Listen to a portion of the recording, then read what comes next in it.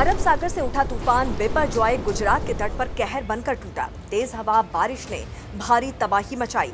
हाल के कुछ वर्षों में भारत में चक्रवातों का सिलसिला बढ़ा है, तो वहीं भारत भी तूफान से निपटने में पहले से कहीं ज्यादा सक्षम हुआ है। लेकिन भारत में लगातार बढ़ रहे तूफान को लेकर सवाल खड़े हो रहे हैं कि आखिर भारत में क्यों इतने तूफान कहर बनकर टूट रहे हैं, बताएंगे। लेकिन चैनल को जरूर सब्सक्राइब कर लें, बेल आइकन को प्रेस करना ना भूलें। नमस्कार, आप देख रहे हैं जनभावना टाइम्स, आपके साथ मैं हूं अंकिता। कहा जा रहा है कि भारत में बढ़ते तूफानों की बड़ी वजह जलवायु परिवर्तन है। भारत अपनी असामान्य भू जलवायु और सामाजिक आर्थिक स्थितियों के कारण बाढ़, सूखा, चक्रवात, सुनामी, भूकंप, शहरी बाढ़, भूस्खलन, हिमस्खलन और जंगल की आग के कारण अलग अलग स्तर में असुरक्षित है। भारत का कुल तटीय क्षेत्र 7,516 किलोमीटर लंबा है। भारत दुनिया के लगभग 8% उष्णकटिबंधीय चक्रवातों के प्रति संवेदनशील है। 9 तटीय राज्यों और कुछ केंद्र शासित प्रदेशों के करीब 32 करोड़ लोग चक्रवातों के प्रति संवेदनशील हैं।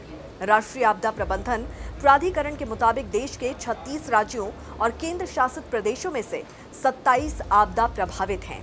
हाल के शोध में सामने आया है कि बीते कुछ दशकों में अरब सागर में चक्रवातों की संख्या, अवधि और तीव्रता में खासी बढ़ोतरी देखी गई है। पिछले 10 सालों में कई घातक चक्रवातों ने भारत के कई हिस्सों को प्रभावित किया। इन पर एक नजर डाल लेते हैं। चक्रवात ताउते। 17 मई 2021 को बेहद गंभीर चक्रवात ताउते जब दक्षिणी गुजरात के तट से टकराया था, तब भारत कोविड-19 की दूसरी लहर की प्रचंडता से जूझ रहा था। अमेरिकी ज्वाइंट टाइफून वार्निंग सेंटर के मुताबिक इस दौरान 185 किलोमीटर प्रति घंटे की रफ्तार से हवाएं चली थी। चक्रवात के कारण 100 से अधिक लोगों की जान गई, जिनमें से अधिकांश लोगों की मौत तो गुजरात में ही हुई। इसके अलावा केरल, कर्नाटक, गोवा और महाराष्ट्र में विनाशकारी तूफान का असर देखने को मिला था। चक्रवात अम्फान।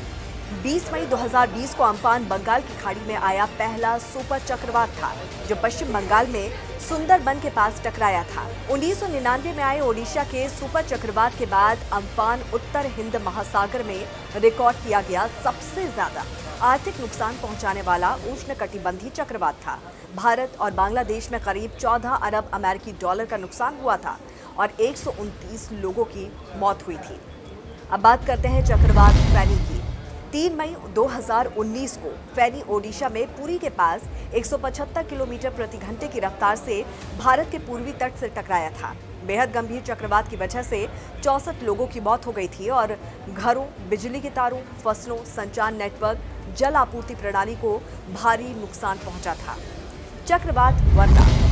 12 दिसंबर 2016 को वर्दा चेन्नई के नजदीक तट से टकराया था। ये बहुत गंभीर चक्रवाती तूफान था।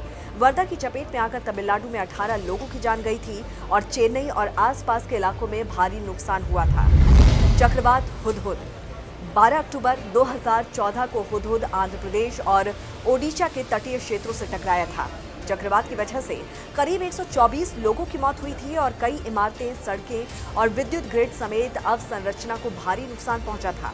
भारी वर्षा, तेज हवाओं, तूफानी लहरों और बाढ़ के कारण विशाखापत्तनम और आसपास के क्षेत्र काफी प्रभावित हुए थे। चक्रवात फैलिन। 12 अक्टूबर 2013 को फैलिन ओडिशा के गंजम जिले के गोपालपुर के पास तट से लगभग 200 किलोमीटर प्रति घंटे की रफ्तार से टकराया। इससे राज्य के 18 जिलों के 171 ब्लॉक में लगभग 1.32 करोड़ लोग प्रभावित हुए और 44 लोगों की जान भी चली गई। भारत में समय के साथ साथ पूर्वानुमान, साथ ही इन घटनाओं से निपटने की प्रक्रिया में काफी बदलाव आया है। अब कई दिनों पहले से ही चक्रवात की सटीक भविष्यवाणी से जनहानि में भारी कमी आई है। इस पर आपकी क्या राय है, जरूर बताइए। जुड़े रहिए जनभावना टाइम्स के साथ। नमस्कार।